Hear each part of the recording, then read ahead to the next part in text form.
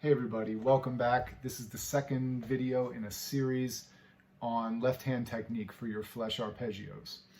The first was on shifting.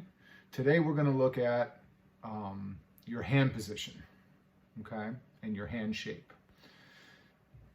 So let's jump right into it. We're using the A major or A minor 3-octave arpeggio exercise from the Carl Flesch scale system.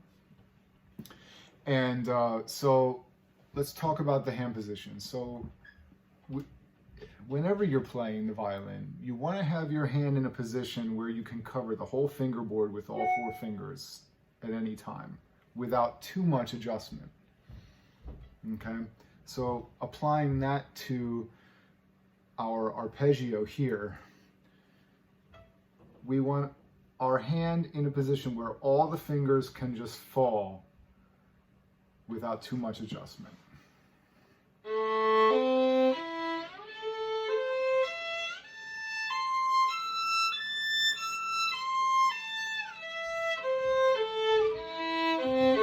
You can see that the shape of my hand stays pretty much the same throughout the whole arpeggio, which is what we want. Now, let's take a look at some of the other subtle adjustments that need to happen here. I'm going to zoom out here by moving myself backwards so that you can see my left arm. Okay, now let's talk about anatomy real quick. So there are four big joints or major joints of the arm structure here. The first one is the sternoclavicular joint, which is here, which a lot of people don't normally account for, but there is going to be a little bit of movement there. And actually, if you move your arm around and put your fingers right here to either the left or right, in this case the left of the top of your sternum, you can what we call palpate or feel the movement in that joint. Okay, next we have the elbow. All right, we have 2 movements of the elbow, the hinging movement this way, and then we also have rotational movement this way, and then we have the movement at the shoulder joint, okay, which is at the back of your shoulder here. Okay, and all these things come into play when you're moving up and down the violin. So there are subtle movements in order to keep your hand in that nice shape, nice position. There are little movements that need to happen here in order to make that happen. And everybody's arm is a little bit different, and everybody has to figure that out in their own way.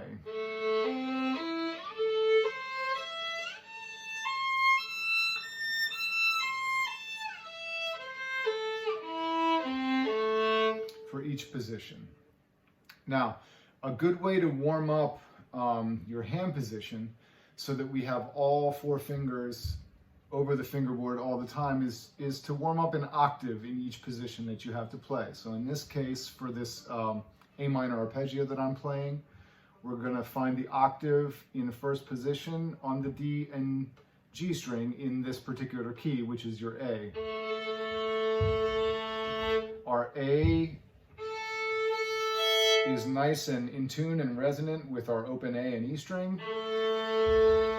And we have our elbow around enough so that we're able to cover that interval. Okay, and the next one, we go to 4th position. So let's find this one. We find our octave A again. Next, we find our 7th position. Find your octave here. So that's where you want to shift to. Those are your 3 positions for that particular arpeggio, and you can apply that to all of them. One thing to watch out for that a lot of students do is they pull their pinky back from over the fingerboard when they're not using it. I've trained myself so well to keep my pinky over the fingerboard that it's even hard for me to do it, but keep your always be really aware of your pinky, because that's the one that wants to pull back and be out of position. You want that pinky and all your fingers over top of the fingerboard so they can just drop straight down onto the string.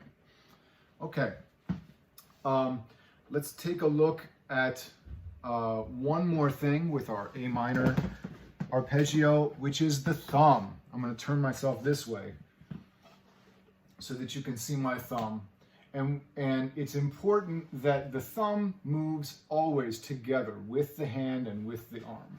So whenever there's a movement of the hand, there's a corresponding movement of the thumb. And really it's a non-movement of the thumb, because the thumb is going to stay in the same relationship, or should stay in relatively the same relationship to the rest of the hand all the time, in just that nice, neutral, natural alignment, whatever that is for your particular hand. Okay, so let's do this one more time so you can see. I'll even angle myself a little bit further so you can see first and fourth position.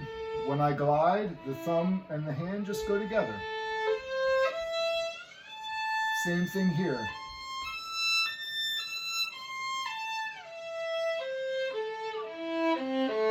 So the thumb just goes with the hand. What we don't want is, for example, I see students sometimes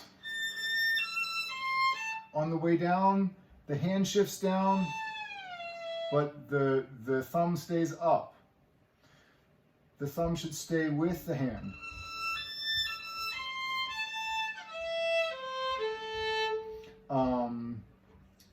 And the opposite is also true. So sometimes I see students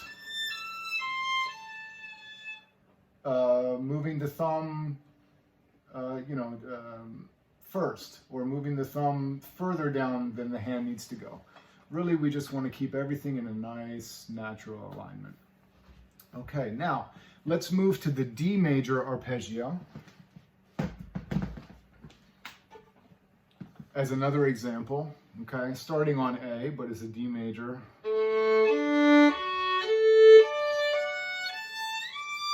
What I want to address here with you guys, that I'm telling my students all the time, is to keep your fingers down at the top of the arpeggio, okay? So if you want to warm that up, find your position, whatever position your first finger is in for that particular arpeggio, and just find a position where all three of your fingers can drop with little or no adjustment of the left arm, and just do this little ditty right here. Okay?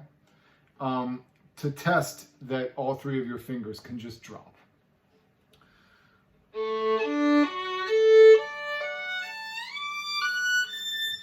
And on the way down, when you leave your fingers down, all that needs to happen when you descend down the arpeggio is your fingers lift. And that causes the new notes to sound. Lift, lift, and the fingers are already down. This is something that you should also apply to everything that you play. If you've played a note and you move to another note, but you're gonna come back to that note again soon, leave the finger down. That's the most efficient way to do it. So guys, thanks again for watching. Please like and subscribe, leave your feedback. If there's something that I missed that you want to see me address in another video, please leave that in the comments, and happy practicing, everybody.